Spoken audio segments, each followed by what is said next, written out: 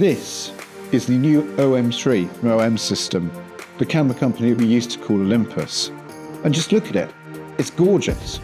So what exactly is the OM-3? So this is a mid-range model that sits between the flagship OM-1 Mark II and the smaller and a bit more plastic OM-5 in OM System's range. And it takes almost all of the same features that are built into the OM-1 Mark II, the same sensor, the same processor, the same autofocus, but it puts it in a body design that looks a lot more like the OM-5, is a bit simplified.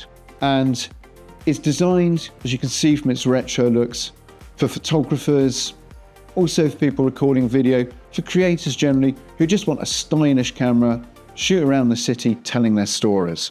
And for camera geeks who remember the old film cameras, there's no real reference to the film OM-3 here. In fact, if anything, this is inspired much more like the original OM-1. All of these design details on top, this very simple two-tone, flat-fronted body, that's all the OM-1. So inside the camera, you've got essentially the same hardware as in the OM-1 Mark II. You've got a 20 megapixel stacked CMOS sensor, and you've got the same image processor. And this sensor has quad-pixel architecture, and that means it can do both horizontal and vertical phase detection, cross-type autofocus anywhere in the frame. And you won't really find that anywhere else.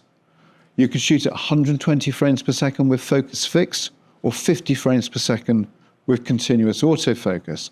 And again, that's ridiculously fast. You can't find that in very many other cameras. It can do 4K 60p video recording, or Full HD at up to 240 frames a second in its slow and quick mode. So it's a very well specified camera, and this all comes in a body that costs £1,700, or you can buy it for £2,000 with a 12 to 45mm kit zoom. You also get the same subject recognition autofocus as in the OM-1 Mark II.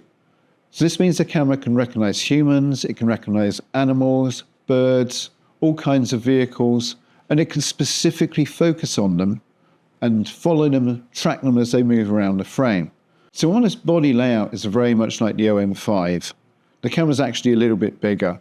And that's so it can hold the larger BLX1 type battery, which is also used by the OM-1 Mark II. And that battery allows you to get 500 shots per charge, just shooting ordinarily, or maybe up to 1,500 shots per charge, shooting bursts with the electronic shutter. Otherwise, you've got this very classic SLR style design. Compared to the OM-1, you've got no hand grip, you've got a smaller viewfinder, and you only have a single card slot. But that's pretty much all the same kind of features as you have on the OM-5. On the back, it looks very much like the OM-5, but there's a few design differences. But perhaps the most interesting feature on this for a certain type of user is the film dial on the front. This is a feature that was actually on the classic Pen F from about 10 years ago, and it gives you access to a range of creative modes, color, black and white, art filters, and a unique color creator. And this allows you to play with how your images are going to look before you shoot them. Look at them in the viewfinder, change the color palette, change the contrast, change the saturation.